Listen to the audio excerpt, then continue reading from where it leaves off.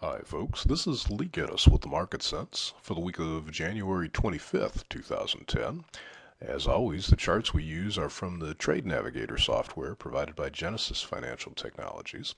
We call this Market Sense, but I think these markets will make a whole lot more sense after the Fed meeting adjourns Wednesday. If we look at the bond market here, you can see we have several weeks of just a really tight sideways pattern here. There isn't really much of anything predictive based on that, other than the move out probably should be significant. That doesn't mean the first move out can't be false, but the longer they spend going sideways like that, the more significant the move out should be. That's just sort of the way markets behave. And what I'm still looking at as a distinct possibility, although not a necessity, is that they should break out to the upside. And then this previous swing low here and the mid-Keltner channel here come in roughly the same area, right in the 124 area. It would just look perfect to me if they would break out to the upside and then fail in that area and turn and take out the lows. That just makes perfectly good sense to me. Doesn't mean that's what they'll do, because the first move out could just be so fierce that we never see them again. And basically, we're looking at above 122.08 or below 118.20 before we know that anything important's happening. And again, the first move out of there can be false, so you can't even be sure that that's the real deal.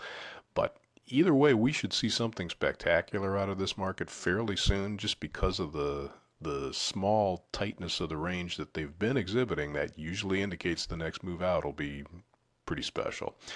Now, in stocks, of course, we have nothing sideways. Everything's just grinding its way up.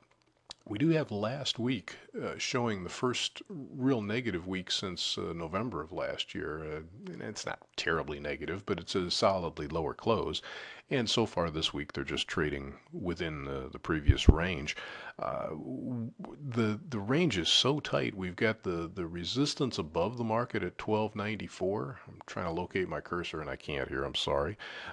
We've got 1294 up to 1300 should be sort of a psychological area that's kind of obvious to everybody, could be resistance. And we've got support below the market at 1275.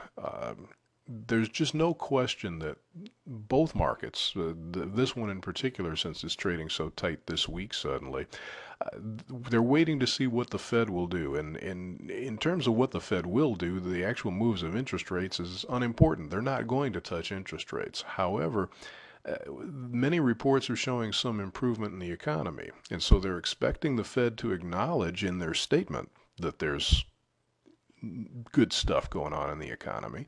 But if they're too bullish about it, that'll make people think that they're going to stop their stimulus program.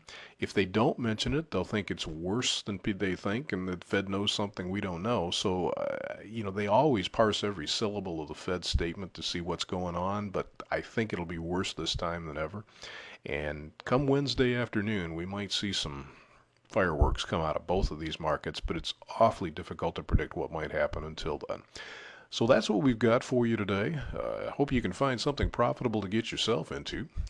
Thanks for checking in, and we'll probably do this again next week.